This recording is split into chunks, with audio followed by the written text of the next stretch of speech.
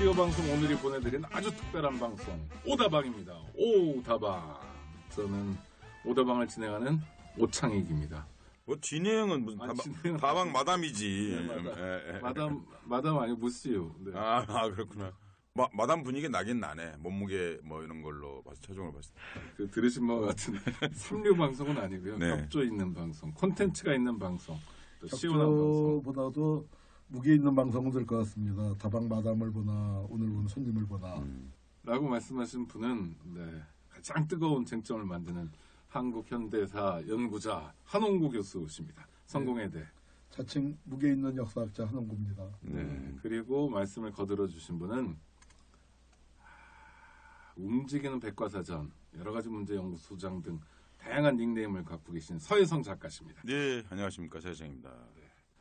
그런데 우리 세 사람이 모였는데 방송을 하려고 특집 방송을 하려고 모였는데 결국 그러니까 이게 딱 내가 오늘 느낌이 결국 패밀리 모여서 뭘 하는구나 하는 생각을 지울 수가 없어요. 네.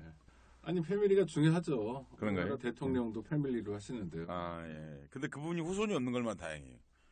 그죠? 동생이 있지 않습니까? 굉장히 유용한 발언을 하시네요. 내가 그 비슷한 발언도 안 했다가 다행이란 말도 안 했다가 그런데 아니 저게 못다한 얘기 있죠 한국 교수. 뭐 어떤 거요? 그 얘기했다가 옛날 강연한 것 때문에 무슨 일이 있었죠? 1년 전에 강연한 거를 어떻게 찾아내갖고. 혼자 가서 그런 거예요. 늘 나랑 같이 다니다가 혼자 강연해서 그런 거예요. 물가에 내놓은 어린애 지금으로 근데 그나저나 오창익 선생님 얘기 오다방이 뭐예요? 이거 뭐 소개를 해드려야 될 거 아니에요? 네, 오라는 게 물론 저도 오갑니다만 느낌표죠. OHO. 좀 같이 느껴보자는 취지에서 우리 서혜성 작가께서 좋은 이름을 정해주셨습니다. 다방은 뭐냐면 카페인데 굳이 다방이라고 하면 지금 뭐 카페에서 책도 읽고 그렇지만요. 다방은 좀 수다도 떨고 그다음에 맺혔던 것도 좀 풀어내고 그다음에 거래도 성사시키고 보고 싶은 사람을 만나기도 하는 이런 공간이 다방이잖아요. 이야기도 있고 만남도 있는. 그리고 거기 가면 다 사장님 돼요. 그렇죠. 손님은 다 사장님입니다. 오신 여자분은 다 사모님. 네. 대접도 받고. 그래서 저희가 청취자들을 대접해드리겠다. 그리고 다방에서 이야기를 나누는 것처럼 정말 바로 옆에서 저희들의 목소리를 들려드리겠다. 이런 차원에서 다방. 이게 주체가 어디에 내보내는데? 라디오 방송 오늘이라는 이름 없는 라디오 방송국, 팟캐스트 라디오 방송국이 있습니다. 한국 교수 출연료도 비싸졌는데 한국 교수 맨날 나오는 거예요? 지금 워낙 하고 계신 일들이 많고요. 또 조선일보를 비롯해서 대통령의 각별한 관심을 받고 계셔서 일정이 좀 어려우실 것 같은데요. 네, 가끔씩이라도 모시려고 합니다. 가끔 나오도록 하겠습니다. 한홍구 교수님 무슨 일이 있었던 거예요? 대체 한홍구에게 무슨 일이 있었나? 왜 우리 어렸을 때 저 많이 부르던 동요 있잖아요. 텔레비전에 내가 나왔으면 정말 좋겠네. 근데 진짜로 내 이름을 건 프로그램까지 나왔어요. TV조선에서 7분짜리. 근데 그 제목이 뭡니까? 프로그램 제목이? 지금 정확히는 생각이 안 나는데. 뭐 한홍구를 파헤친다 이런 겁니까? 그건 아니고 금수저 좌파 한홍구의 정신세계. 그 비슷한 거였던 거. 정신세계를. 근데 금수저를 물고 나왔다. 그거 프로그램을 가져가지고 조선일보 기사도 쓴 것 같은데. 금수저를 물고 나왔다. 이게 무슨 말이에요? 아니 여기 오창익 선생님. 아니 뭐 근데 그 오창익 선생님 그 금수저 이론에 대해 반박도 하고 그런 글을 썼던데 그렇게 해도 되는 거예요? 근데 두 분이서 한홍구가 무슨 일이 생기니까 오창익이 이렇게 일방적으로 그 신문에 글 쓰고 그래도 되는 거예요? 근데 아니 뭐 그 개인적인 문제는 아니고 그리고 저는 금수저에 대해서 반박한 적은 없고요. 금수저 맞으신 거죠? 은수저인가요? 금수저 쓰는 집은 없을 거예요. 은수저에다가 금미끼 조금 들어가면 몰라도. 그러니까 한홍구 선생님이 흔히 하는 말로 집안이 좋으시다는 거죠. 조부, 뭐 외조부, 또 부친. 그래서 그걸 엮어서 대한민국 체제에서 이를테면 혜택도 받을 만큼 받은 사람인데 왜 이렇게 체제를 부정하는 정신세계가 의심스러운 사람이 됐나 이런 걸 아마 강조하려고 조금 억울한 게 나중에 누가 가르쳐줘요. 난 먼저 그냥 몰랐죠. 그 진행자 중에 한 사람이 이제 우리 집안 얘기 나오니까 와 그래서 뭐 어마어마의리한 뭐 정확한 표현은 생각 안 나지만 이렇게 감탄을 했는데 그 사람이 알고 보니까 박정희의 가까운 인척이더라고. 그래서 집안에 뭐 은행장에 뭐 장관에 아버지가 장관하고 뭐 수두룩빽빽한 그런 집안인데 뭐 우리 자기들이 한 건 금수저가 아니고 열심히 산 사람은 금수저고. 그리고 그 칼럼은 사실 그 조선일보가 그런 일이 많은데 이렇게 마음에 안 드는 사람이 있으면 슬쩍 건드려보고 이런 것도 많이 했고요. 또 하나는 어떤 국면이 지금 이제 교과서 역사 교과서 국정화 국면인데 그런 국면이 생길 때마다 뭐랄까 반대할 만한 사람 뭐 이렇게 타겟이 될 만한 사람 찝어가지고 굉장히 노골적으로 괴롭히는 걸 반복해 왔어요. 굉장히 비인간적으로. 그리고 한홍구 선생도 이제 연식이 좀 돼가지고 내일 모레 환갑인데. 수염을 그래서 기른 건가요? 아니, 그러니까 지금 무슨 아버지 할아버지 문제 가지고 지적질 당할 상황은 아니잖아요. 사실은 저도 저희 아버지하고 물론 저희 아버지한테 영향도 많이 받았겠지만 제가 하는 활동하고 아버지하고 무슨 상관입니까? 돌아가신 분인데. 네, 그러니까 이렇게 정리하면 좋을 것 같습니다. 오늘 제목이 나왔네요. 한홍구와 교과서. 네. 그러니까 한홍구 교수가 한 일이 사실 터진 것 자체가 교과서 전국과 교묘하게 맞아떨어졌단 말이죠, 사실은. 그렇죠. 예, 그러니까 정확하게 한 번도 어디가 정확하게 이런 얘기 자세히 하신 적 없으시죠? 그러니까 강연 다니면서 뭐 살짝. 최초의 강연이 최초 강연은 어디서 어떤 내용을 하신 거예요? 강연은 그 세월호 사건이 난 다음에 제가 그 세월호 사건의 어떤 역사적인 뿌리, 뭐 관피아라든가, 그다음에 또 이걸 공안 세력들이 덮으려고 하는 거라든가 이런 것도 가만히 있어라. 근데 이런 것들을 종합해서 가만히 생각해 보니까 그 반민특위가 깨진 데나 최소한 이승만이 한강다리 끊고 도망가고 그때 서울 시민들한테 가만히 있어라 한 거 아닙니까? 거기까지는 거슬러 올라가야 한국 사회에서 이 관피아들, 이게 공안 마피아들 중심으로 형성되죠. 이런 얘기들을 하게 되면서 그 비슷한 강연들을 쭉 만들어서 하고 다녔습니다. 그때 몇 번이나 하셨어요? 몇 번 했는지 모르겠어요. 한 100번도 다 했을 겁니다. 나도 그런 얘기 똑같이 해도 나는 문제가 안 되는 거. 내가 역시 말을 조심해서 잘하는 것 같아요. 그것도 있고 역사학자가 아니었으니까요. 그러니까 역사학자가 저런 인식을 가진다. 그러니까 자 잠깐만.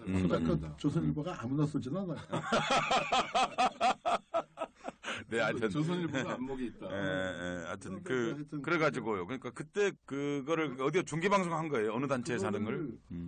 그래서 그 세월호 농성할 때 길거리 강연을 해달라고 그 길거리 강연을 했는데 그 길거리 강연에 그 길바닥에 나오지 못하는 사람들 그때 이제 주체가 문화 다양성 포럼이라는 전문 문화인들 그 단체였는데 그런데 거기서 이제 그 인터넷 방송을 했군요. 말로 자기네들 말로는 창립이나 최초의 앵콜 강연이라고 하면서 저 정동의 프란체스코에서 그 강연을 했고 그걸 팩트 TV인가가 그 중계를 한 모양이에요. 뭐 이제 그래서 그날 거기서 그 강연에서 한 얘기죠. 뭐 저도 그게 인터넷에서 떠도는지는 잘 몰랐었는데 그거 한 게 제가 처음 이제 이런 강연을 만들어서 다닌 거는 2014년 5월부터 4월 16일 날 세월호 그래서 이제 5월 한 중하순쯤부터 이런 내용의 강연을 하기 시작을 했고 그래서 거의 뭐 2014년도에는 웬만한 강연들은 다 세월호 얘기를 합시다 하고 이런 내용을 갖고 강연을 쭉 해왔고요. 그리고 그게 한 거는 그 2014년 11월이었고 그 유사한 강연을 뭐 제가 계속하고 다녔죠. 뭐 워딩이 조금씩 그 녹음 테이프가 아니니까 달라졌겠지만 보시면 아시겠지만 제가 사진 자료를 준비해서 PPT로 그걸 보면서 설명하기 때문에 뭐 크게 달라지진 않은 강연을 1년 넘게 해왔었습니다. 그러니까 이제 그 방송을 들으신 분들에게 설명이 필요해서 정리하면 이런 거죠. 그러니까 4.16 이후에 왜 4.16이 일어나는가 하는 연원을 밝히는 역사학자로서 여러 가지 근거들을 얘기하는 과정의 한 프로그램으로서 어느 시민단체가 요구한 데서 강연하게 됐다. 전문가 집단들에게. 그리고 그 집단들 대부분 다 아시는 분들 아니신가요? 상당 부분? 뭐 다는 아니었지만 저도 그날 그 청주 오신 분들 한 50여 분 오셨던 것 같은데 절반쯤은 뭐 오다 가다. 그러니까 그 사람들은 제가 이제 물어보는 것은 일반인은 아닌 거죠, 그러니까. 문화 전문가. 그렇죠. 저도 이제 일반인이어도 그건 제한된 공간이에요. 제한된 공간이고 또 하나는 이제 직업도 사실은 문화인으로라고 일정 한정된 연배도 사실 좀 있는 분들 아니에요, 사실은요? 대학생이 한두 명 있었던 거예요. 나머지는 다 30대에서부터 60대까지. 그런 상황에 강연을 하고 사실은 뭐 어느 인터넷 방송이 그걸 찍었는지 또 그것이 인터넷에 떠돌아다니는지 완전히 잊어버리고 살고 있었는데 강남의 어느 학교에서 이제 어떤 선생님께서 역사 교사겠죠? 아니요, 제가 이제 사건이 터진 다음에 이렇게 보니까 저도 저지만 그 선생님이 정말 그 곤경에 처하신 것 같아요. TV조선이랑 다 역사교사 모임이라고 했습니다. 그래서 역사교사라고 했으니까 제가 뭐 당연히 저도 그 눈초도 봐서 전교조 소속의 역사교사일 것이다 생각을 하고 제가 전교조 역사교사 모임에는 뭐 자주 가서 같이 전화를 걸어서 물어봤어요. 그랬더니 알아보겠습니다. 그 연락이 이제 곧바로 왔는데 그 선생님 전교조도 아니고 역사 선생님도 아니에요. 비전교조 그리고 비역사교사고 그리고 영어 선생님이에요. 그러니까 이렇군요. 거기에서 그 고등학교에 뭐 저도 요새 고등학교 졸업한 지가 너무 오래돼서 잘 모르겠습니다만 그 담임 선생님 그 자율 시간이 있죠. 그래서 담임 선생님 이제 그 요건데 종례를 좀 길게 하는 뭔지 뭐 잘 모르겠습니다만 그 시간에 보여줬던 거라고 그래요. 그리고 이제 그 선생님이 내 거 보여주고 난 다음에 또 그 조갑제 동영상도 그 보여주려고 그건 좀 기분 나쁘지 않으세요?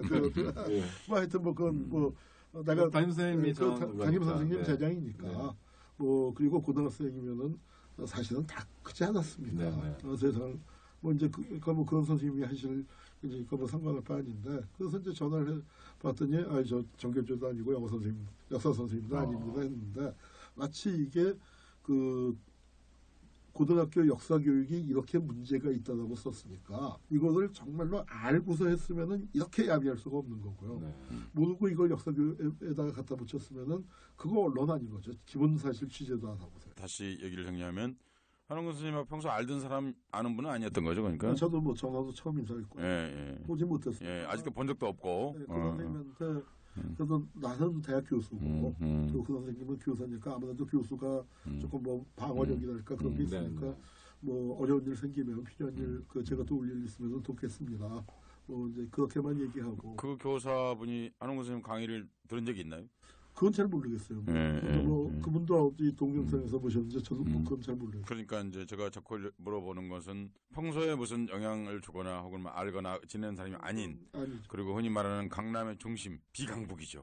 강남에 그리고 역사 교사가 아니고 영어 교사이고 그것을 한홍구 교수의 강연만 들으려고 그랬던 게 아니라 조갑제 강연도 들으려고 했던 그러니까 어찌 보면 굉장히 중립적인 최소한 기계적 형평성 같은 것을 지키려고 했던 그런 사람 중 한 사람이 이렇게 말할 수 있겠군요. 그러니까 그런데 언론이 말이에요. 오창희 선생님 되게 그런 거 하면 학교만 취재하는 게 아니라 교사 이름도 취재하고 그리고 무슨 시간에 강의했는지도 하고 그런데 왜 언론은 그런 걸 취재 안 했을까요? 한홍근 선생님 둘 중에 하나라고 그러셨잖아요. 알든지 모르든지 알면 야비한 거다.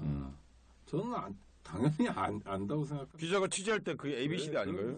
제가 그 이번에 정말로 놀란 게 그 건과 관련해서 수백 건이 나갔잖아요. 제가 전화를 3통인가 받았어요.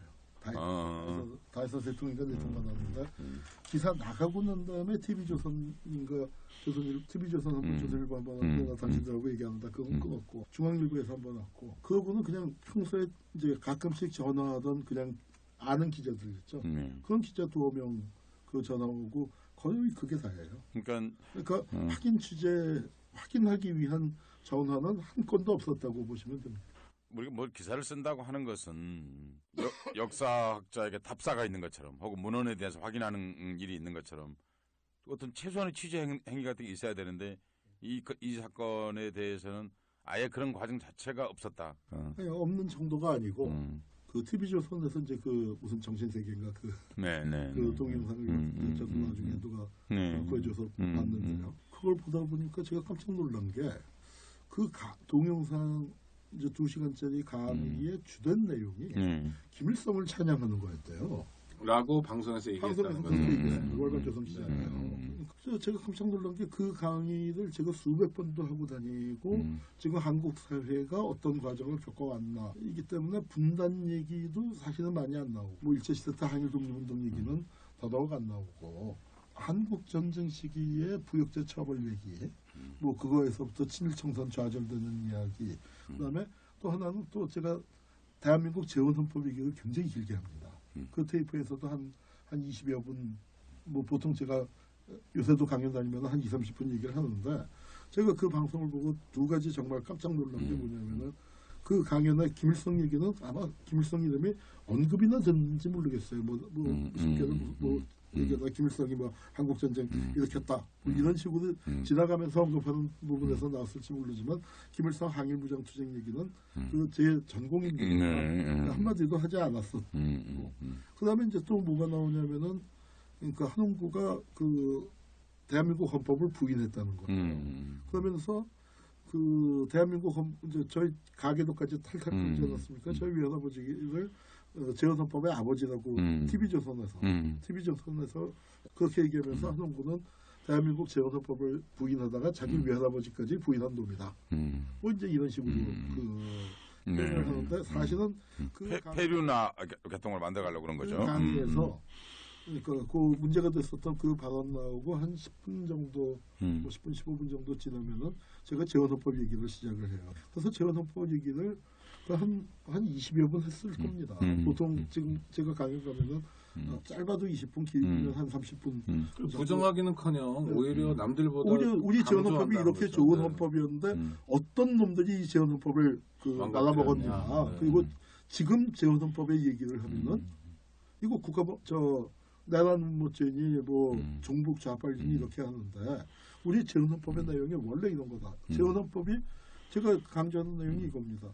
국가 정체성을 강조하기 위해서 교과서를 만든다고 하는데 대한민국에서 재헌헌법을 안 가르치지 않느냐.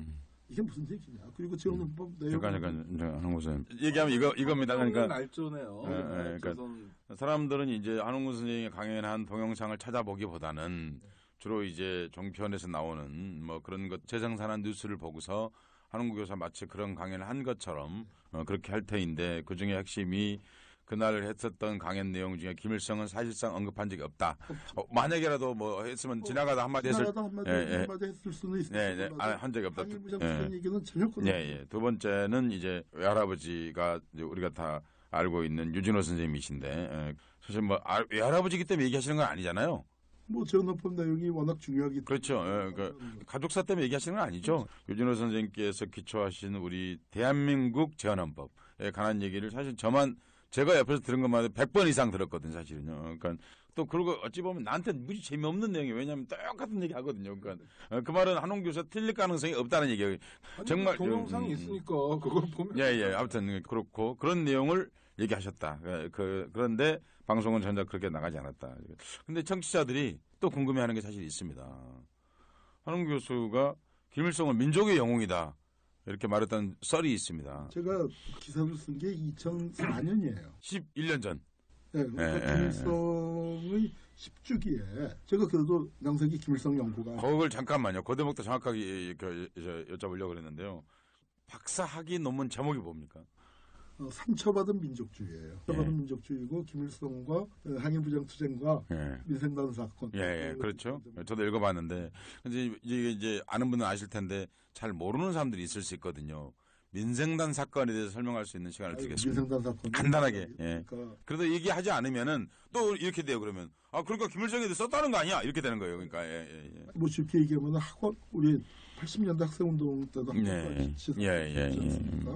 그러니까 정보기관에서 운동진영 내에 프락치를 잠입시키고 운동진영 우리 주변에 프락치가 있을지 모른다는 공포감에 빠지고 늘 그렇죠. 그래서 그 공포감이 좀 심하게 되다 보니까 프락치로 우인을 해서 이제 뭐 시민을 감금해서 하기도 하고 서로 의심하고 그러다가 뭐 동료를 의심하고 뭐 일어나서는 안 될 일까지 벌어지기도 하고 뭐 그렇습니다. 이제 그런데 그게 1930년대 항일무장투쟁 과정에서도 아주 심하게 있었고 그래서 우리 독립운동가들이 그러니까 항일혁명 투쟁에 나선 분들 500명이 그 프락치로 몰려서 억울한 죽음을 당했습니다. 김일성도 그때 프락치로 몰려서 죽을 뻔했었고 그런데 그 김일성이 그 논쟁을 종식시키는데 참 우연치 않지만 중요한 역할을 하게 됐고 그리고 그 이후에 선배급들이 다 죽었기 때문에 김일성이 만주의 항일무장 투쟁에서 아주 중심적인 위치로 올라서게 됐고 민생단으로 의심받았던 사람들 그 김일성이 그 북한 김일성 말씀하시는 거죠? 예. 풀어주는 과정에서 어떤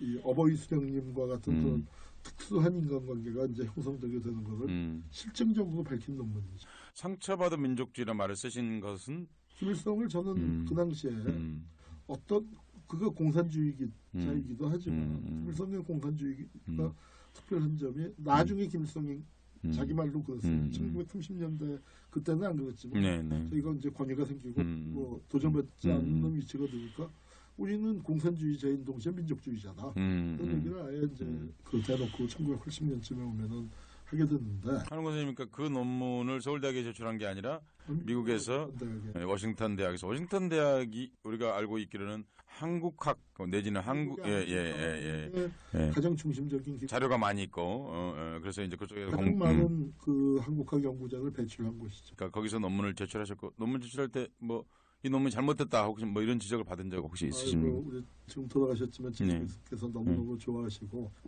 그 이제 아버지하고 사이에 어떤 일도 알고 계시고 여러 번 오셨어요. 저 그 세트에 계실 때. 한웅구 교수님 아버님께서 아버지가 그 제 지도 교수가 팔레 선생입니다. 팔레 선생의 지도 교수가 와그너 교수인데 우리 아버지하고 또 아주 친한 친구예요. 그 와그너 선생님 책을 또 일조각에서 일조각이라는 이제 한웅구 교수의 아버님께서 냈던 출판사 이름입니다. 그런 인연이 있기 때문에. 참 일조각 이름도 누가 지어주신 거죠? 아니 그 우리 할아버지가. 다 마찬가지 유진호 선생님께서 해주신 거. 때문에 그 잘 아시는데 그 선생님께서 아주 그냥 그 굉장히 좀 사실은 까다로운 선생님인데 팔레 선생님께서 까다로우신 분인데 잘하게 된 것 같습니다만 선생님이 이제 막판에 제가 논문 정리할 때 시간이 쫓겼거든요. 근데 이제 그랬더니 선생님께서 그 코멘트를 뭐 또 그다음에 제가 한국 사람이니까 아무래도 영어에 좀 어색한 표현이 많았을 거고 그거 고쳐주셨다가 그거를 저한테서 디스켓을 받아가서 직접 고쳐주셨어요. 첨삭 정도가 아니라. 그러니까 그럼 대필입니까? 조교 대필? 대필은 아니? 대필은 아니고. 오해하실까봐 말씀드리면 사실 이제 그 외국에서 대학 교수들이 외국인 학생이 왔을 때 그 가장 까다롭게 구는 게 두 가지죠, 사실은요. 영어나 혹은 자기 나라 말 표현하는 거. 그래서 굉장히 까다롭게 굴 수밖에 없는데. 그런데 대개는 그러면 이제 논문 제출할 때 옆에 있는 영어를 잘하는 그 나라 사람한테 좀 의지하시고. 그런데 그 일을 직접 지도 교수께서 해줄 정도였죠. 저는 그 디스켓을 받으러 가겠습니다. 나 바쁜다. 오지 마라 하더니 직접 저희 집에다 갖다 주셨어요. 그러니까 그 정도라면 박사 학위 논문의 사실성이나 관점에 대해서는 완전히 동의하셨다 그런 말인 거죠. 제가 그걸 여쭤보고 싶었어요. 그러니까 그걸 논문으로 쓰신 것은 흔히 말하는 김일성 주의자는 그런 게 아닌 거네요. 그러니까요. 거기서 이제 그 선생님이 그 두 가지 점을 높이 아주 좋아하셨는데 왜 이북 사람들이 김일성을 그렇게 좋아하는지 그게 네 논문을 읽으니까 풀리더라. 이제 이해했다. 그다음에 그게 어떤 문제점을 갖고 있는지를 정확하게 지적을 했다. 그러니까 그냥 이제 오늘 마침 그 이제 오다 보니까 이일설이라고 공화국 원소가 그 사망했습니다. 항일 발치산 출신이고 김일성의 전령병이었고 뭐 그런데 이제 제가 그 소년 전령병 얘기를 길게 썼거든요. 이 사람들이 김일성과 어떤 관계였고 김정숙과 어떤 관계였고 그런가. 그리고 이 사람들이 이일설은 아니지만 이일설 또래의 그 소년 전령병들이 만경대 혁명하고 원정을 쭉 지낸 이게 갖고 있는 의미가 뭐냐. 이게 사실은 이러면 안 되는. 그러니까 김일성과 이 소년 발치산들이 맺어진 거는 우리 역사에서 가장 암울했던 시기에 가장 어려운 처지에 있던 사람들을 간에 굉장히 좀 그 감동적인 이야기가 사실은 있습니다. 그런데 문제는 뭐냐면 이 감동적인 얘기, 특수관계 속에서 맺어진 감동적인 국가 차원으로 일반화시키면은 이건 굉장한 문제가 발생할 수밖에 없다. 근데 그 얘기를 제가 지적을 했거든요. 한국 논문이네요. 사실은 그러니까 뭐냐면은 제가 그러나 이런 얘기예요. 뭐 3대 세습이다 뭐다 이제 그 개인 숭배다 하는 게 참 가슴 아픈 일인데 그리고 뭐 제가 그걸 당연히 그 저 같은 환경에서 저는 그걸 숭배하고 찬양할 리가 없지 않습니까? 근데 원래 제가 막 솔직히 그런데 문제는 뭐냐면은 이게 어떤 역사적인 환경에서 이것이 만들어졌는가에 대한 이해 없이 지금 마치 무슨 뭐 딸랑이들이 뭐 가서 박정희를 반신 반인 반수 반신. 반수는 아닌. 반수라는 게 또 그러니까 문제가 되는 거야. 반신. 그렇게 떠받드는 거하고는 이건 사실은 차원이 다르다. 굉장히 가슴 아픈 얘기거든요. 그 밑바닥에 쌓여 있는 거다. 네. 그걸 알고나 비판을 하지 않은 얘기를 했는데 무조건 비판을 하지 않았던. 잠깐 아니 다시 워싱턴 대학으로 돌아가서 그러니까 워싱턴 대학의 그 지도 교수께서 그 정말 미국식 표현으로 적절하게 할 수 있는 그 성의를 보여줄 만큼이었던 이유는 박사학위 논문이 갖고 있는 두 가지 장점을 크게 꼽았다. 말씀이시죠. 그러니까 북한 사람들이 왜 그런 정서적 대중 정서적인 것들을 갖고 있는가, 또한 동시에 갖고 있는 한계점 같은 걸 동시에 비판을 했다. 그런 논문을 쓰셨단 말이죠. 그러니까 흔히 말해서 한홍구가 김일성 논문을 썼다. 그러니까 김일성주의자다. 하고 말하는 것하고는 영 다른 얘기다. 그런 말씀을 지금 하신 거죠. 그러니까 그러고 나서 지금 제가 이제 그 무슨 얘기가 이게 나온 거냐. 한겨레 21에 썼던 김일성은 민족 영웅이다라는 그 얘기가 잠깐만요. 그 2004년에 그 얘기를 썼는데 그거는 썼던 것은 김일성 사망 10주기에 맞춰서 글을 썼는데 그때 그 얘기하다 일이 갔는데 다시 그러면 원래 그 얘기에 돌아가겠습니다. 그러니까 그때 그런 표현을 쓴 건 맞습니까? 민족 영웅이라고? 그 얘기를 이제 하자면은 예. 제가 민족 영웅이라고 쓴 적이 없어요. 그런데 이제 아마 크게 문제가 되기 시작을 한 게 뭐 조금씩 인터넷에서 돌다가 본격적으로 문제가 된 건 2012년 대선이 끝나고 2013년 초에. 예. 그러니까 아마도 제 짐작에는 십자군 알바단이나 뭐 그 알바단이 정식 해체하기 전에 대선은 끝나고 정식 해체하기 전에 좀 시간이 남는 동안에 뭐 이회수다, 뭐 조국이다, 한홍구다, 뭐 좀 대선 때 열심히 뛰었던 사람들을 집중적으로 돌아가면서 이제 그 공격을 한 적이 있었습니다. 근데 그거 하는데 보니까 다 그 한홍구가 이제 김일성을 민족 영웅이라고 했다.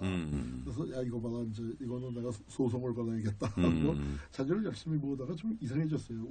이게도 한만 그래도 좀 찾아본 놈도 있을 텐데 왜 이게 이렇게 많이 나올? 그 찾아보니까 이게 한겨레 21이 교정을 하다가 편집을 하다 실수를 한 게 그 중간에 소제목을 뽑지 않습니까? 본문에는 제가 쓴 대로 민중영웅이라고 했는데 그 제목에다가 민족영웅이라고 써놨어요. 그래서 이게 안 되겠구나. 여기 한겨레 21이 실수를 했구나. 이제 그걸 알게 됐는데 민중영웅이라고 한 건 뭐냐면은 그 김일성 그 세습 문제를 얘기하면서 그때는 이제 아직 김정은이 나오기 전이니까 3대 세습이 아니고 그냥 세습이었죠. 그걸 얘기하면서 그런데 김일성하고 김정일은 과가 틀리다. 옛날 우리 조선시대 고대 소설에 보면 영웅 소설이 많거든요. 영웅설화. 네. 그래서 임재해 선생님이라고 계시죠, 국문학자. 안동대학에. 그 임재해 선생님 그 논문을 인용해서 영웅 소설의 패턴에는 두 가지가 있다. 하나는 민중 영웅이고 또 하나는 귀족 영웅이다. 민중 영웅은 자수성가형으로 온갖 고난을 겪으면서 스스로 이제 성취를 해나가는 것이 사람이 민중 영웅이고, 그 다음에 귀족 영웅은 날 때부터 달에서 태어나거나 뭐 이른바 금수저 영웅이죠. 지금 표현을 하면 그런데 김일성은 그런 점에서 전형적인 자수성가형 민중 영웅이고 그 분류에 따르면 그래서 많은 것을 성취했다는 부분이 거기서 나온 얘기입니다. 그 많은 것을 성취한 민중 영웅과고 김정일은 아버지로부터 모든 것을 물려받은 귀족 영웅이다. 그래서 이거는 좀 구분해서 볼 필요가 있다. 그게 본문에 다 있습니까? 본문에 다 있습니다. 그냥 영웅 얘기가 괜히 나온. 그러니까 그런데도 불구하고 그걸 가지고 근래까지도 저도 사실 제가 인터넷에서도 제가 수없이 봤거든요. 그러니까 한홍구는 정복주의자일 뿐만 아니라 정복주의가 아니라 김일성주의자고 그리고 진짜로 만약에 제가 그렇게 김일성을 찬양하고 다녔으면은 내가 대한민국 검찰에 대해서도 싫은 소리를 무지 많이 할 거예요. 여태까지 그만뒀겠습니까? 예, 제가 이제 그러니까 그거로만 보면 정말 그렇게 믿겠어요. 그것도 잡지에다 그렇게 기고한 사람이니까. 확신범인데요. 어제 제가 이제 한홍구 교수랑 어디 공동 뭐 강연 토크 같은 거 하면서 제가 잠깐 설명을 했는데요. 사실 이제 민중들이 좋아하는 이야기는 귀족 영웅담 별로 좋아하지 않습니다. 왜냐하면 자기하고 일체감이 없기 때문에 그렇죠. 아이덴티파이 할 수가 없기 때문에 민중 객담을 좋아하죠 사실은요. 그러니까 그런데 그런 게 언제 가장 널리 유통되냐면요. 사실 영웅담, 그것도 민중 영웅담은 시대가 어려울 때입니다. 어려울 때 사람들은 자기 시대에 대해서 뭔가 돌파하고 싶거든요. 근데 현실에서는 아무것도 할 수 없고 일본 헌병이 저쪽 들고 다니지 총 들고 다니지. 그러나 적어도 사랑방에서 우리가 오늘날 일본식 말이긴 합니다만 굴 아플 때 야 그랬다더라 카더라 이 얘기를 하게 돼 있는 거죠. 그러니까 뭐 어느 날 이제 나무꾼이 산에서 어떤 모자 하나를 쓰고 평소에 안 쓰던 모자를 쓰고 하는 사람을 본 거죠. 실제로는 그 사람이 독립군인지 뭔지 잘 모르지. 그런데 그 다음에 소문을 들으니 아 어디 주소를 누가 습격했다더라. 어제 내가 본 혹시 그 사람이 아니었을까라고 친구에게 얘기했더니 친구는 그 사람이다라고 얘기하게 된 거고 그 사람이 어깨에 메고 가던 것은 총이다. 이렇게 된 거고 이제 그렇게 되면서 얘기가 퍼져나가는데 실제로 일제 강점기에도 그렇고요. 사실 80년대에도 그랬는데 그 시위에 관련돼서 대개 서울에서 나온 얘기가 제주도까지 퍼지는데 3일 걸리지 않는 걸로 돼 있습니다. 왜냐하면 인간이 그 얘기를 추구하는 심리적 배경이 있게 되면 그는 급속도로 퍼지는 거죠, 실은요. 그러니까 우리 독립운동에 우리 어렸을 적에 들은 많은 얘기들이 사실이었다기보다 진실이었습니다. 그러니까 그렇게 했으면 얼마나 좋을까 하는 민중적 열망을 담고 있는 거고 그런 과정에서 이제 민중 영웅이 출현하게 되는 거고 안 그러면 우리는 무협지라는 건 읽을 수가 없죠. 전 그 다른 곳에서 이런 표현을 쓴 적이 있어요. 그러니까 뭐 노동신문 같은데 보면은 뭐 우리 많이 이제 놀려먹는 얘기 나오지 않습니까? 솔방울로 수류탄을 만드시고 가랑제프로 압록강을 건너시고 뭐 이제 그런데 이거를 북한 책이 이렇게 써갖고 역사를 왜곡한다.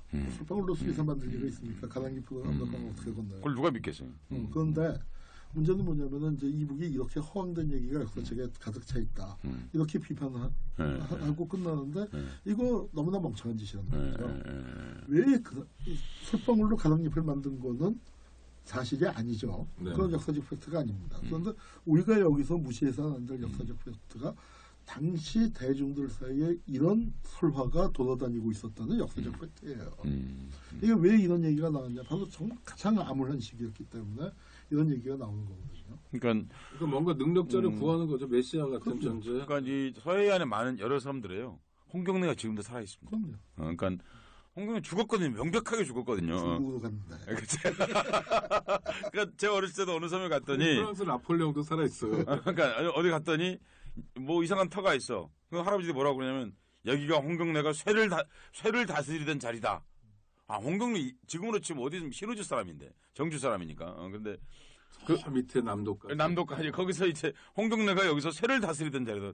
그래서 홍경래 책에 들어본 것 같은데 내가 그러니까 중학생이었으니까 제가 그러니까 홍경래 그 난 일으킨 그 사람 아닌가? 그래서 할아버지한테 홍경래가 누구예요? 그랬더니 그런 사람이 있어. 니들은 몰라. 그러니까 이분은 역사는 잘 모르지만 홍경래의 그 객담, 그리고 뭔가 민중 영웅, 그러니까 실제 역사에서 홍경래가 아니라 그 사람이 죽어버린 것에 대한 좌절감이 그 섬 곳곳에 남아있는데 제가 한 10여 년 전에 확인한 게 청청도에 있는 삽시도라는 섬에 갔는데도 여전히 홍경래가 살아있더라고요. 그러니까 사람들이 지금도 그 얘기를 하는 거예요. 그러니까 뭔가 새로운 세상에 올 때 어떤 훌륭한 지도자가 나타나가지고 뭘 했으면 좋겠다는 열망을 대중이 함께 가졌었는데 그 영웅이 죽어버린 거야 어느 날. 그러니까 그러면 그 이야기가 이런 형태로 전승되는 거죠.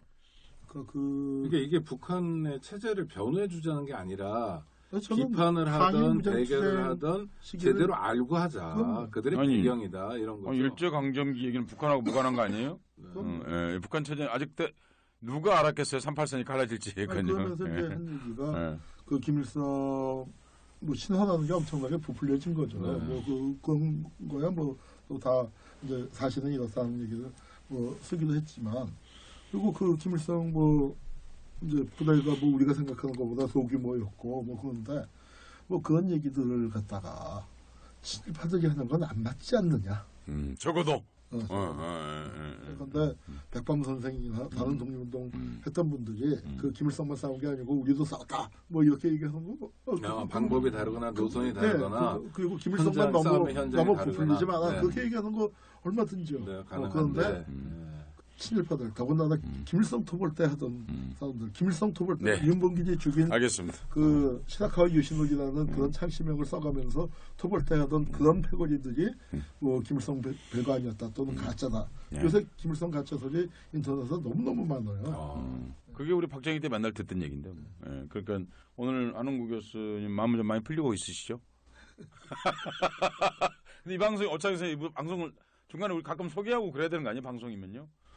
라고 말씀하시면 서혜성 작가시고요. 예. 지금 그러니까 오다방. 네, 오다방을 진행하고 있습니다. 최근에 조선일보 등이 역사 교과서의 국정화가 필요하다는 근거로 삼기 위해서 역사학자 한홍구 선생을 동원했고요. 타겟으로 삼아가지고 이제 타격을 입혔는데 이게 도대체 어떻게 된 일인지 살펴보고 있습니다. 살펴보고 있습니다. 김일성 뭐 영웅 그러니까 김일성 해명됐고요.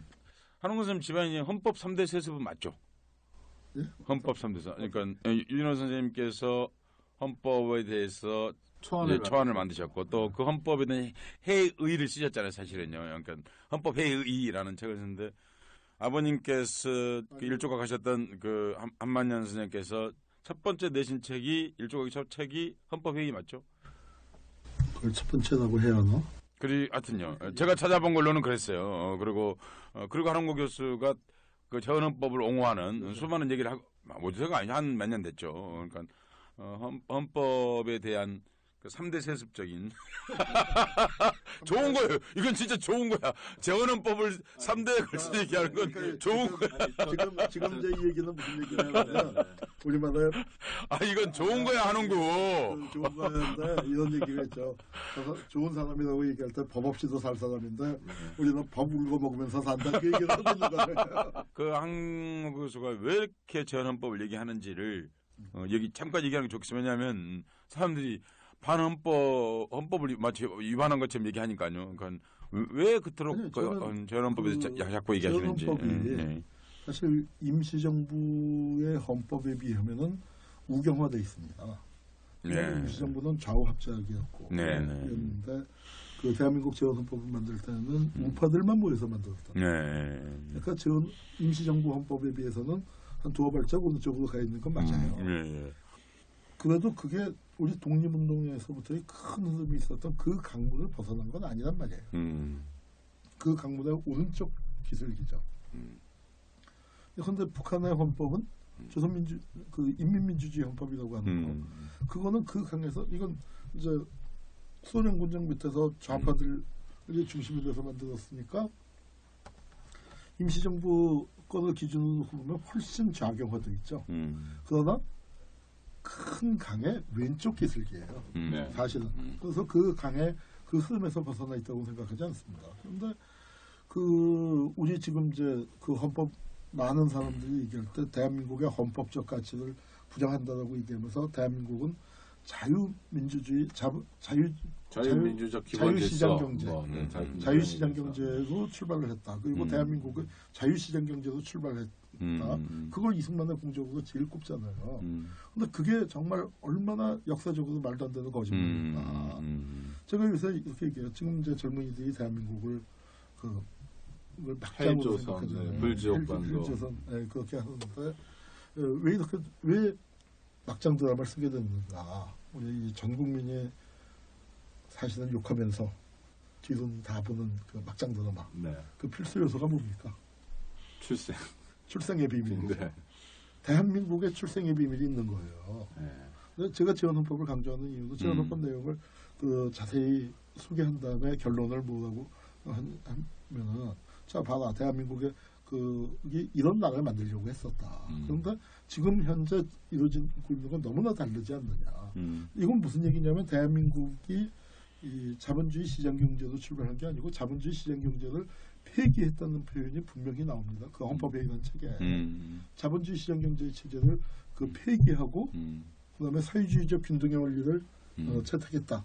그런 그 표현이 나오는데 그 부분을 설명하면서 이게 무슨 뜻이냐. 그리고 그 뒤에 나오는 정치적 민주주의. 잠깐만, 여기 정치적 민주주의와 사회적 경제적 민주주의를 조화시키는 데 있다고 했는데 지금 뉴라이트들은 그 정치적 민주주의인 자유민주주의만 얘기하는데 우리 재헌헌법은 자유민주주의 하자고 한 거 맞는데 절대로 자유민주주의만 하자고 한 적이 없습니다. 그런데 거기다가 경제적 사회적 민주주의를 조언시키는 거 그게 바로 진보적 민주주의예요.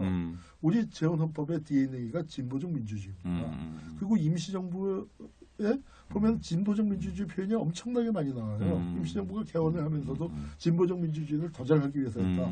백범 선생이 미국에 보낸 성명서에도 임시정부가 출발부터 진보적 민주주의고 우리 독립되고 나면 세계에서 가장 진보적인 민주주의 통치를 시행할 것이다. 그런 약속들을 하신 게 무서워 아주 완벽하게 다 했거든요.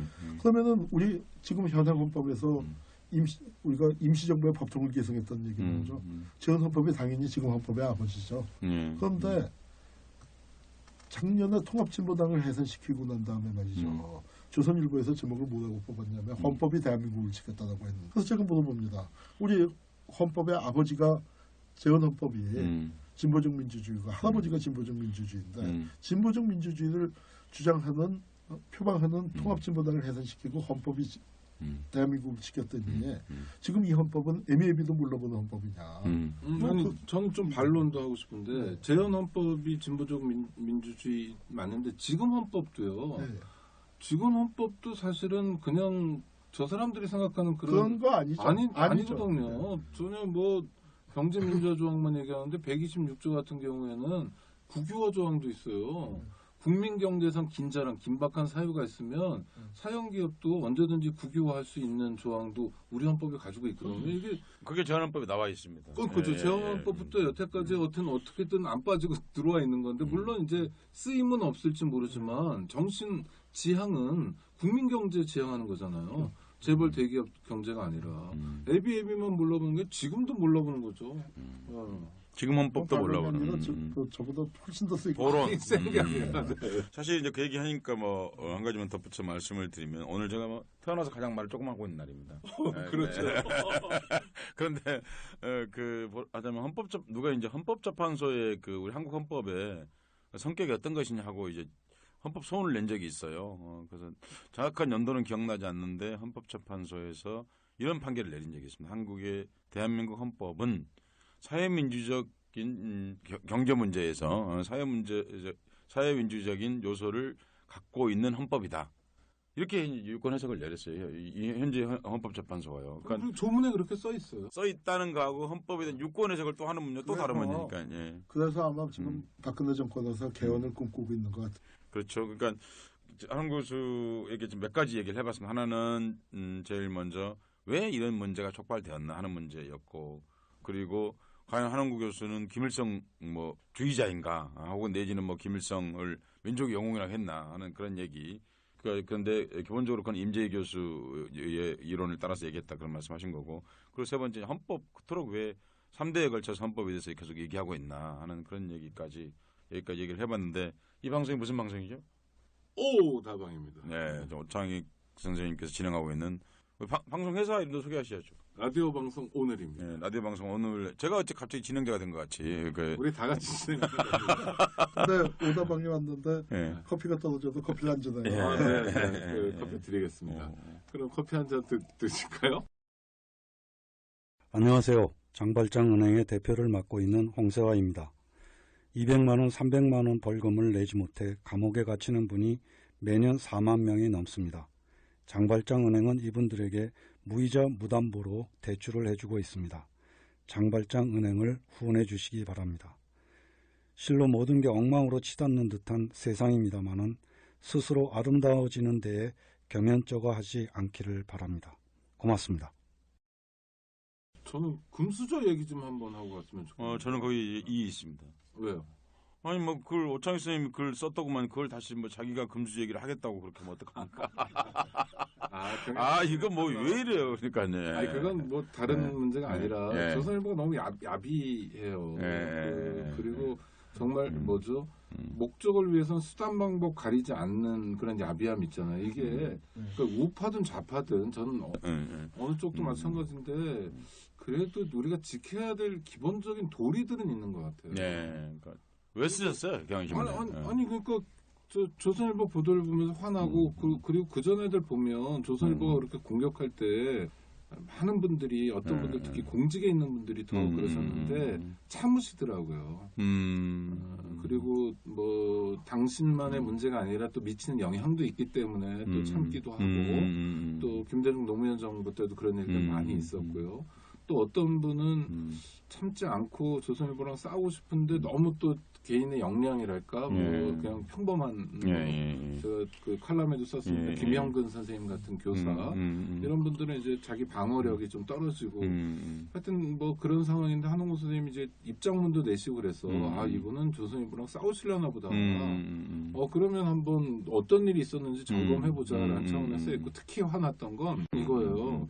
그 아버지가 일조각을 하신 한만현 선생인데 출판계 한 인사에게 들어보니까 이 사람이 하도 괴팍하고 금수저 물고 태어난 폐륜 좌파 같은 사람이어서 형제간에도 사이가 안 좋고 교분도 없고 보지도 않는다.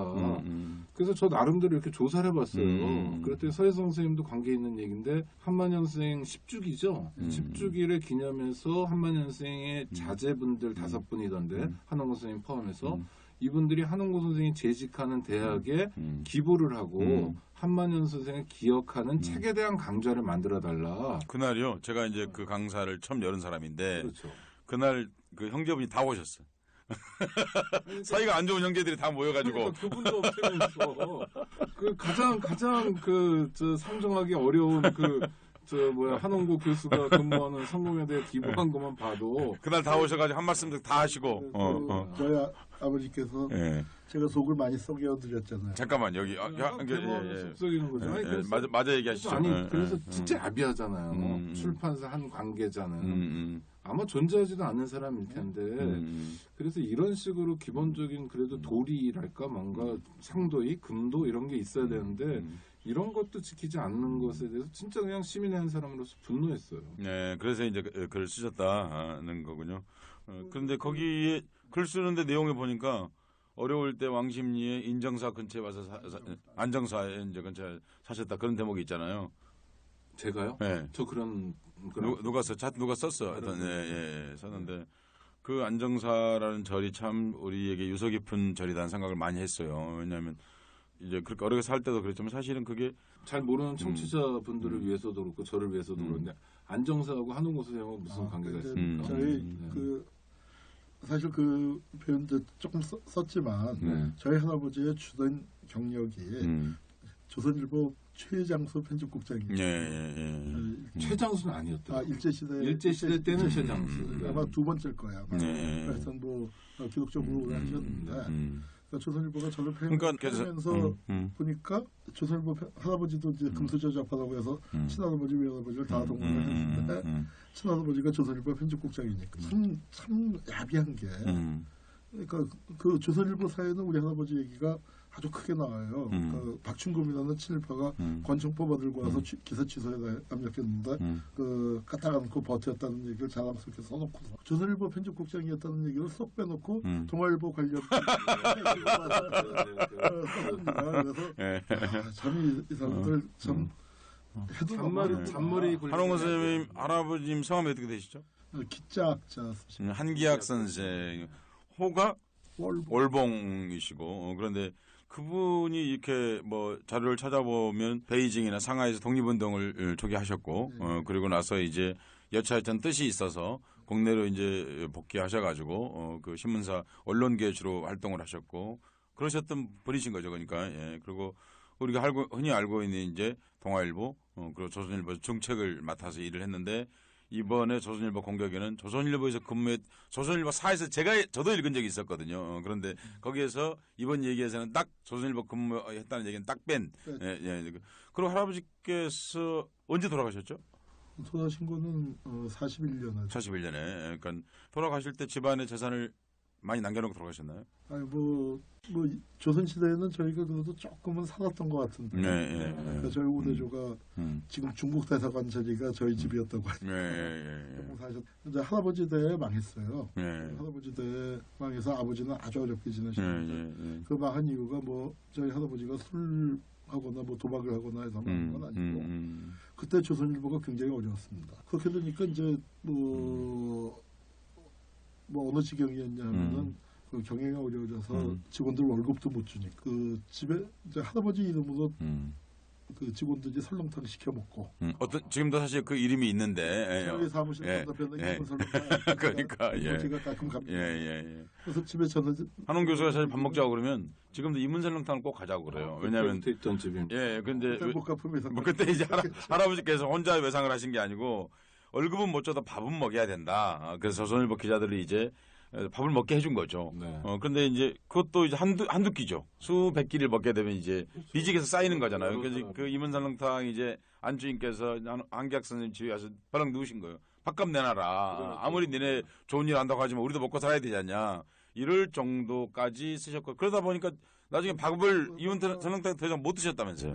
뭐 그러다가 이제 뭐 완전히 집안이 폐가 망신한 셈이 됐고. 그러니까 아버님이 쓰신 기록에 보면은 아버님이 그때 이제 기자들이 더 이상 밥을 먹을 수 없게 되어서 집에서 밥을 했다는 얘기도 있어요. 그러니까 집에서 밥을 해가지고 저희 아버지가 그때 뭐 8살 뭐 9살 그런 어린 나이 때 그냥 이제 신나서 왔다 갔다 따라다녔는데 그때 이제 잘 모르니까 뭐 어렸을 때니까 할아버지는 이제 그때 신경쇠약으로 쓰러지셔갖고 예. 그때 그 절 문간방에 뭐 거기 가서 요양 겸 그다음에 뭐 집 팔고 뭐 그렇게 해서 이제 그 거기 가서 계시다가 그러니까 지금 이제 잠깐만요. 예. 왕심 바로 이 자리 근처인데요. 이제 왕십리 이 안정사 그러면요.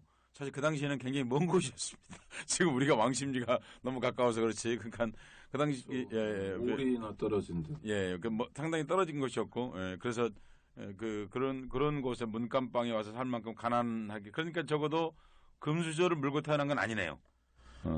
그 저희가 이제 아버지께서 자수선거에서 출판사를 하셨기 때문에 뭐 아까 가난한 집이라고 할 수 없고 하지만 넉넉한 편이었죠. 유복한 편이었는데 네. 뭐 그런 부잣집이라고 생각하지는 않았습니다. 그렇지만 문화적인 면에서 본다면 뭐 최고의 호사를 누렸 출판을 하셨고 또 역사에 관련된 제가 책이 많았고 또 제가 학생 때 교보에 가서 저하고 둘째 형하고는 교보에 가서 들고 그러니까 보고 싶은 책 마음대로 들고 올 수 있는 그거는 그러니까 저희한테 용돈을 많이 주신 적은 없지만 저희 공부할 때 보고 싶은 책은 마음껏 받아 그런 이제 사치는 누렸었어요. 그래서 근래 박정희를 옹호했다 이런 얘기가 있던데.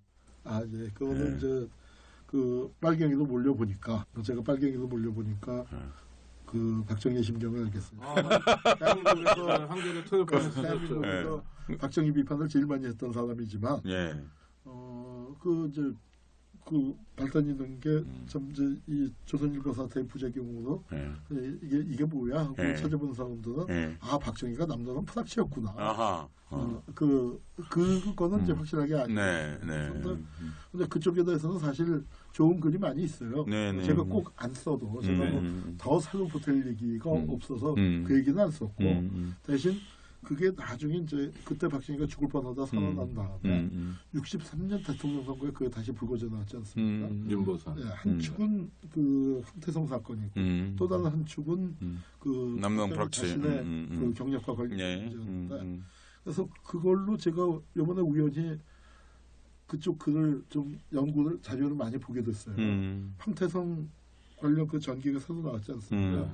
그 전기에 뭐 해제 비슷한 걸 써달라고 해서 들여다보다 보니까 40몇 자리 해제를 쓰다가 제가 500몇 자리 글을 하나 써갖고 그러면서 이제 그 박정희 관련 그때 사상 논쟁 관련 자료를 좀 집중적으로 들여다보고 보니까 박정희가 굉장히 그러니까 좀 박정희 입장에서는 실제 남노당 프락치였던 것도 많지만 자기가 뭐 사상적으로 그 공산주의에 경도됐었던 것도 아니고 잠깐 그렇게 했다가 이제 했는데 그걸 15년 지난 다음에 또 울거먹으니까 굉장히 욱했단 말이에요. 그리고 그걸 그 울거먹은 사람들이 이제 지금 학생들 뭐 이 청취자들 입장에서는 잘 이해가 안 가겠지만 그땐 박정희가 혁신이었습니다.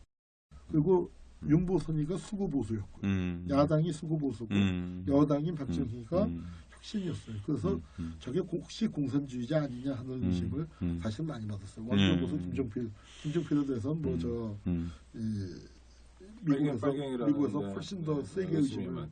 이유락 수계도 나오죠, 뭐 그런 얘기는. 예. 그래서 이제 그런 그 일들이 있었는데 그때 박정희가 사실은 이 선거에서 이긴 게 15만 표 차이로 이겼거든요. 역대 대통령 선거에서 최소 표차인데 박정희가 호남에서만 윤보선으로 35만 표 차이로 이겼습니다. 그 이유가 뭐냐면 호남의 부역자다, 민간 야설 유가족이다. 그래서 빨갱이로 몰려서 서름받던 사람들이 다 박정희 찍은 거예요. 그 동질성을 느끼면서 호남 좌익표로 당선이 됐거든요. 이게 제 얘기가 아니고 김대중도 그렇게 얘기하고 그 당시에 중앙정보부장이었던 김형욱도 그렇게 분석을 했습니다. 그래서 이제 그런 참 지금 상상하기 어려운 그런 선거 결과를 미쳤는데 그때 박정희가 자기가 이제 빨갱이로 물렸을 때 그 심정을 신문 광고에다 쓴 적이 있어요. 근데 여태까지 그 관련 논문들에서 박정희 신문 기사들만 분석을 했지 이 광고를 분석한 적이 없었는데 비유가 참 잘했었어요. 우리 왜 새우구이 드시지 않습니까? 새우구이가 빨간색이잖아요. 근데 원래 새우는 수산시장에서 사보면은 회색이거나 까만색이란 말이에요. 박정희 이제 시꺼먼 새우, 무새우라고 했는데 시꺼먼 새우를 말이에요. 메카시즘이라는 후라이팬에다가 달달 볶아갖고 이렇게 새빨간 빨갱이를 만들어 놓잖아요. 대한민국이 근대화하려면은 메카시즘을 근절해야 한다고. 차제에 메카시즘과의 투쟁에 과감히 떨쳐 일어나서 불연히 투쟁합시다 하고 그런 비명을 지르는 얘기고 그걸 이제 따님만 모르는 아버지의 비명 그래서 이제 글을 썼습니다. 그런데 반응이 제가 이제 뭐 봤더니 굉장히 반응이 좋더라고요. 근데 그 중에 댓글을 제가 인용한 거예요. 한웅구 교수 드디어 박정희를 옹호하다. 그러니까 그 글을 쓸 때 글을 써놓고 놨더니 그러니까 이제 그 의절했다는 형이 메일도 보내고 또 이제 뭐 그 글 나가고 다음날 우리 가족들 모여서 전화했는데 그 평소에 이제 우리 그건 칭찬 안 하거든요. 우리 집안에 칭찬은 굉장히 인색한데 아주 잘 썼다. 아주 잘 썼다고. 얘기하고 또 형이 의절했던 형이. 메일을 보내서 뭐라고 얘기했냐면 이제 야단을 쳤죠. 그 아무리 강연이라고 그래도 그렇지 뼈대 있는 집안의 자식이 자식으로서 그 노민한 표현을 쓰지 마라. 제가 야단을 맞았습니다. 그러면서 뭐라고 했냐면 앞으로는 품위 있게 두들겨 패라. 그 의절했던 형한테 두들겨 패라는 그런 얘기도 들었어요. 제가 뭐 개인적으로 한웅 교수가 가깝잖아요. 그래서 사실 부러울 정도로 형제들 동기간에 의가 좋은 형제들이죠. 특별히 좋다고 얘기하기는 어려운데 뭐 사실 주관적일 수 있어요. 제가 보기에 나이든 형제들 사람 교분이 없는 상황은 아닙니다. 그러니까 그러나 뭐 그렇게 언론에서 얘기했듯이 의절했다 뭐 그런 건 아니고 그 아버지께서도 이제 제가 속을 많이 썰어놓게 드렸기 때문에 그 이제 돌아가시기 직전 그 이제 마음이 안 좋으셨든지 그 특별히 유산에서 그 1억을 떼어갖고 이거는 저 홍보 지금 하고 있는 저 평화방 몫이다. 그렇게 하셨어요. 그 결국 이제 그 은수저는 맞네. 은수저는 네. 알겠습니다. 예, 평화방관을 하신 지는 대략 시간이 한 13년 4년 됐습니까? 그쯤 됐죠. 예. 그러니까 알겠습니다.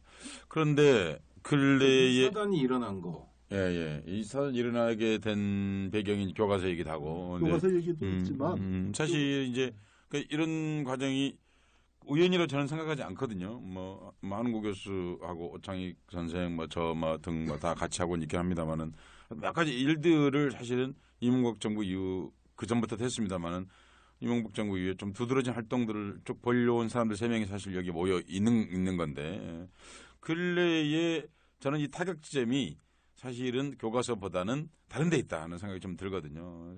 근래 주력하고 있는 일이 어떤 일이시죠? 저 반헌법 행위자 열전 편찬 사업을 시작했습니다. 그 시작을 한 날이요.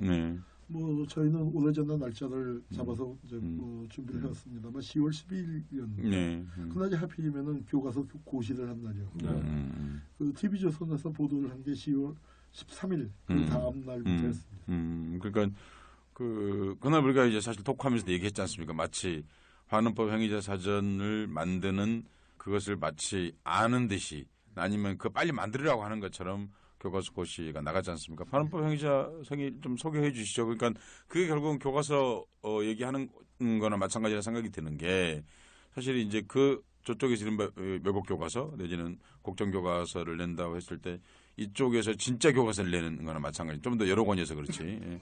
반환법 행위자 열전에 대해서 소개를 좀 해주시면 될 것 같습니다. 이게 교과서 형태는 아니고요. 네네. 그 친일명사전이 나왔는데 친일명사전은 2009년에 나왔습니다.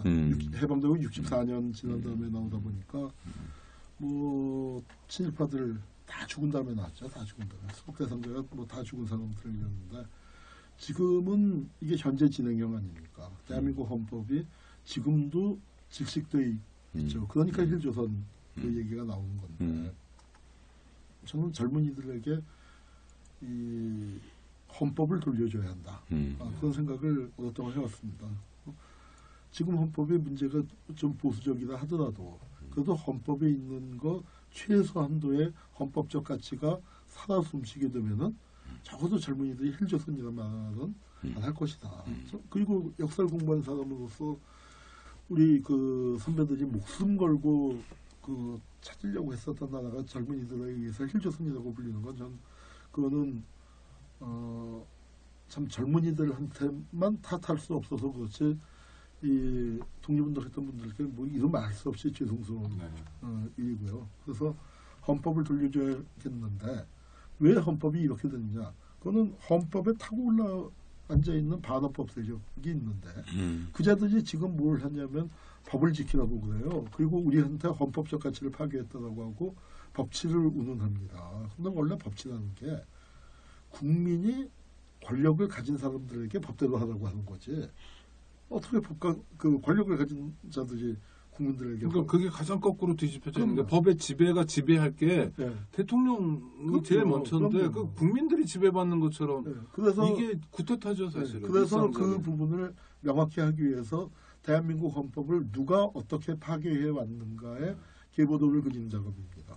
위로는 친일파 문제에서부터 그리고 그 바로 다리 끊고 도망갔던 지점 반민특위가 깨진 지점이 세월호의 죽음의 항로가 시작되고 그 친일 세력이 건국의 원hun인 것처럼 포장을 하고 반공 전사로 포장을 하고 그렇게 나와서 독립운동했던 사람들을 싹 잡아 죽인 그 역사 그리고 민주운동을 그 탄압했던 그 역사. 알겠습니다. 그건 유나이트 교과서가 문제가 되는 게 뭐냐면 또는 국정교과서는 더 심하겠죠. 그 전에 박정희 때는요 유신태 국정교과서가 나왔어도 거기에 어디 친일파를 미워하는 게 있었습니까? 친일 얘기를 못하게 했을 뿐이지 그렇죠. 친일파를 미워하지 않았는데 지금 유나이트나 새 국정교과서는 그걸 미워하겠다는 거니까 이건 사실은 유신 때도 생각도 못하는 그런 흉악한 교과서를 유신만큼의 염치도 없는 거네요. 박정희는요 그런 사람은 아니었죠. 얘기 나왔잖아요.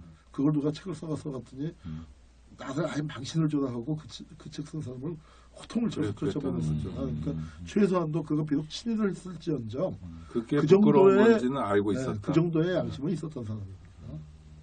네, 그러니까 좀 교과서 전국과 이런 거죠.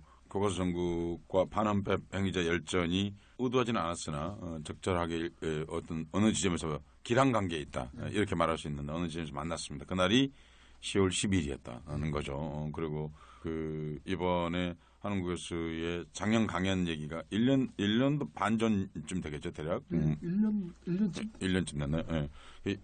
불고 나온 게 우연이 아니었다라는 말을 해봤습니다. 1시간 넘게 제가 태어나서 가장 말을 조그만 해봤는데 지금 한웅구 교수 문제가 워낙 이제 사회적으로 크게 불거졌기 때문에 한번 오늘 자세한 해명을 하고 자세한 설명을 한번 듣는 그런 시간이었습니다. 오창희 선생님 어떠셨어요? 네, 아주 잘 들었습니다. 저야말로 얌전히 듣기만 했습니다.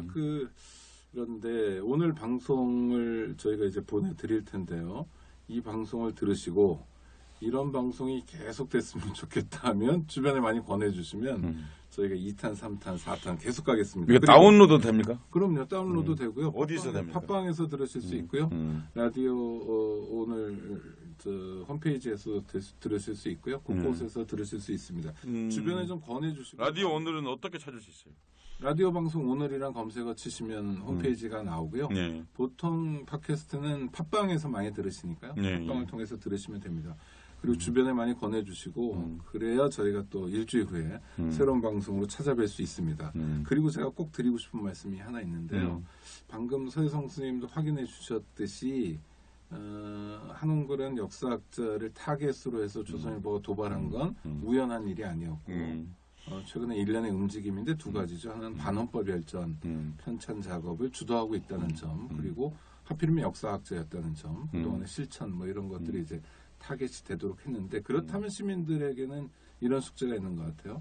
반헌법 행위자 열전이 일부 역사학자들만 작업에 참여해서 하는 건 아니잖아요. 아니죠. 시민적 참여가 필요한 그럼요. 거죠. 네. 광고를 좀 해주십시오. 네. 네.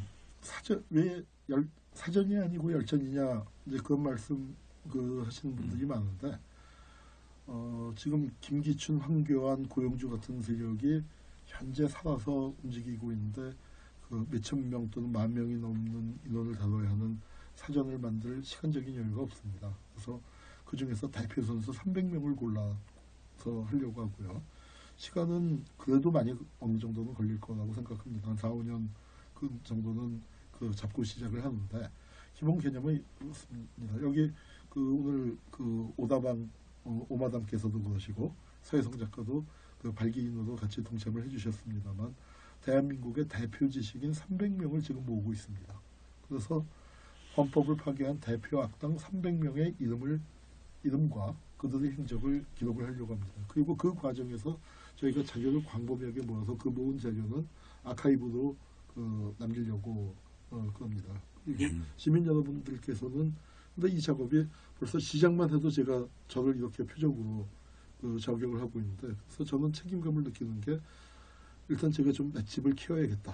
네. 그래서 저런 저격에도 끄떡없이 살아남아서 별일, 당신들 들으면 깜짝 놀라겠지만 나 별일 없이 산다. 네. 장기한 노래를 불러가면서 작업을 해야겠지만, 그러나 이게 쉬운 일은 결코 아닙니다. 그러니까 이런 작업을 계속하려면 시민 여러분들께서 적극적으로 동참을 해주셔야겠고요. 어떻게 참여해야 됩니까? 뭐 전화번호나 홈페이지? 네, 전화번호, 홈페이지도 있고, 그다음에 계좌번호, 요거 방송 나가면은 꼭 이제 불러드리겠고요. 그 계좌번호도 입금을 해주시고 저희한테 연락을 주시고, 그다음에 그렇게 이제 경제적으로 후원해 주시는 것 이외에도 주변에 피해자들이 많이 있을 겁니다. 그 피해자들로 하여금 자기에게 가해를 했던 사람들을 적극적으로 고발하고 발언하는 행동, 증거를 모으고, 또 피해자들이 굉장히 주눅들어 계시거든요. 그럼요. 그분들에게 힘을 보태주는 작업들, 그리고 당당하게 헌법이 우리 거야, 우리가 주권자고 우리가 대한민국의 주인이야, 그런 각오를 회복하는 작업들, 그런 작업이 같이 병행되겠죠. 이 방송 끝나자마자 바로 한홍구 선생님의 반헌법 열전 광고를 보내드리겠습니다. 청취자 여러분께서는 계속 들어보시면 이제 뭐 전화번호나 알림이 있을 테니까요. 많이 참여해 주시고, 라디오 방송 오늘 회원으로도, 또 제가 일하는 인권연대 회원으로도 많이 참여해 주셨으면 합니다. 민주정부 10년 동안에 가장 여러 가지 일을 잘 했는데, 가장 잘못한 일 한 가지만 꼽으라면 저는 이렇게 반헌법 행위자 혹은 반민주 행위자에 대해서 국가가 공적 기록을 갖지 못한 일이라고 생각합니다. 제가 사실은 그때 신문에 여러 번 썼는데요. 결국은 이근한 한 명만 순교자로 남길 것이다 라고 제가 불행하게도 예언을 했거든요. 그건 사실이 됐습니다. 왜냐하면 저는 징벌 없는 조사라는 건 별로 의미 없다. 가해자를 기록하지 않는 피해자 중심의 기술만 가지고는 사실 역사에서 정의를 바로 세울 수 없다.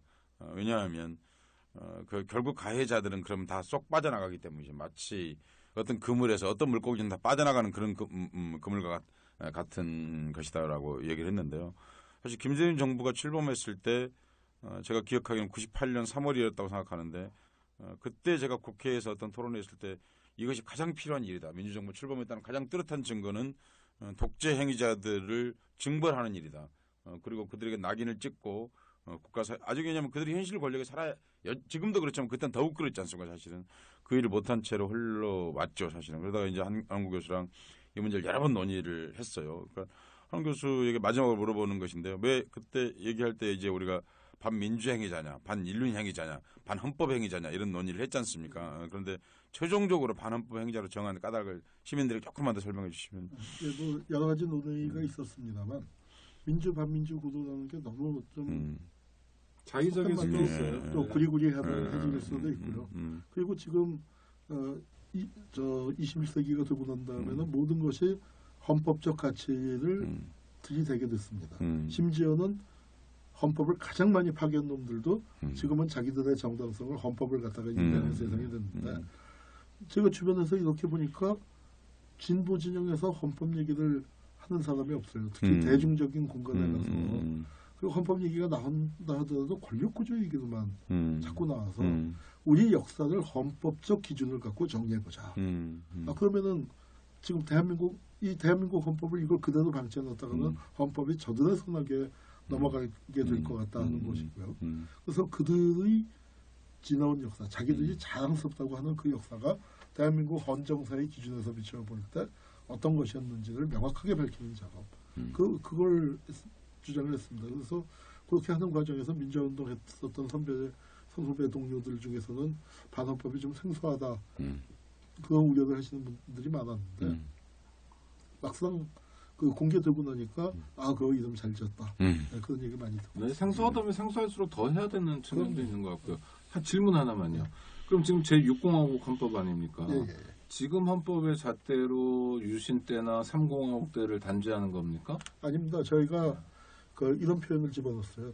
이제 하여튼 그런 얘기가 많이 나왔잖아요. 우리 과거사 정리 작업. 또는 뭐 재헌헌법을 기준으로 하는 거냐. 그래서 당시의 법령으로 기준으로 하게 됐습니다. 단시헌법. 네, 그래서 왜냐하면 고문하고 조작하고 하는 거는 유신 시대에도 불법이었거든요. 네. 유신 시대에도 중범죄였습니다. 민간인 학살 이승만 시절에도 중대 범죄예요. 그렇죠. 당연히. 네. 그리고 그거 박정희 같은 경우에 작당하여 반란을 일으킨 자는 군인으로서 그런 사람은 무기징역도 없는 사형이에요. 그 당시에 형벌을 적용해서 반헌법 행위자 기준을 정하려고 하는데 비판도 있습니다. 너무 많은 사람이 빠져나가지 않겠느냐. 그런데 그런 걸 감수하고라도 가해자들의 정말 중요한 가해자들을 기록하는 작업이 필요합니다. 청취자 여러분 긴 시간 함께해 주셔서 감사합니다. 저희 방송이 다음 주에도 계속될 수 있도록 많이 들어주시기 바라고요. 지금까지 함께해 주신 안홍구 선생님 정말 감사합니다. 또 개인적인 얘기 뭐 이런 거 좀 민망한 얘기도 하시게 돼서 좀 마음이 그렇긴 하지만 또 조선일보가 그런 거로 건드렸기 때문에 또 저희가 얘기 안 할 수 없는 형제들 간의 사이가 좋은지 나쁜지도 따져야 하는 그런 얘기까지 하게 됐습니다. 참 유감입니다. 서혜성 선생님도 고맙습니다. 뭐 한 말씀 하시죠. 네. 팟캐스트 같은 거 출연해본 지 한 1000번 한 것 같은데요. 근데 가장 말을 조그만 그런 날이었습니다. 다른 것보다도 이거 오창현 선생님 이거 후원을 할 수 있습니까? 그럼요. 어떻게 하면 후원을 할 수 있습니까? 라디오 방송 오늘을 후원해 주시면 됩니다. 예. 라디오 방송 오늘 홈페이지에 들어오셔서 회원 가입을 해주시면 다양한 후원 방도가 있으니까요. 그러니까 이걸 앞으로도 계속 하는 건가요? 그러니까 많이 들어주시면 앞으로 계속하고요. 못 들어주시면 뭐 자연히 도태하는 건데 많이 들어주시리라 믿습니다. 예. 그러니까 라디오 방송 오늘이 이제 팟캐스트를 하면서 이렇게 한홍구 교수 혹은 또 홍길동, 뭐 임꺽정 이런 사람들이 나와서 이제 방송을 하게 된다. 네. 그런 오늘부로 시작한다. 네, 그렇습니다. 그렇습니다. 그러니까 그런데 오늘은 정말 요새 역사학계를 넘어서 시민들에게 가장 뜨거운 핫 이슈 중 인물 한홍구 교수를 모셔서 특집 방송으로 시작을 했다. 네. 이렇게 보면 되겠군요. 예. 그러니까 그 후원금의 액수가 정해져 있나요? 없습니다. 1원 이상. 아니 1원은 아닌데요. 1,000원 이상. 네. 그리고 뭐 핸드폰 결제도 하실 수 있고요. 네. 다양한 결제 수단이 있으니까 CMS라고 자동 출금도 되고 회원 가입도 가능하고요. 오창현 활동하고 계신 단체는 인권연대도 거기 같이 인권연대 후원할 수 있는 그런 게 돼 있습니까? 인권연대 홈페이지에 오시면 언제든지 가능합니다. 네. 함께 해주시고요. 오늘은 방송을 어떻게 들으셨을지 궁금한데 재밌으셨다면 이렇게 댓글도 달아주시고 달아주시고 그리고 오다방. 네. 오다방 괜찮다. 오늘 방송 제목을 뭘로 잡으면 좋을까요? 아까 제가 하면서 뭐 얘기는 한마디 했습니다만 한홍구와 교과서 뭐 이렇게 봤는데 오다방 첫 번째 방송 이 정도로 네. 마치도록 하겠습니다. 네, 청취자 여러분 고맙습니다. 네, 감사합니다. 네, 고맙습니다. 안녕하세요. 한홍구입니다. 요즘 반헌법 행위자 열전 편찬위원회 사업을 시작했습니다. 시민 여러분을 반헌법 행위자 열전 편찬위원회의 시민 편찬위원으로 모시고자 합니다. 여러 가지 참여 방법이 있겠지만 가장 중요한 후원을 부탁드립니다. 후원 계좌는 국민은행 006-001-04-198120 다시 한번 부르겠습니다. 006-001-04-198120 사단번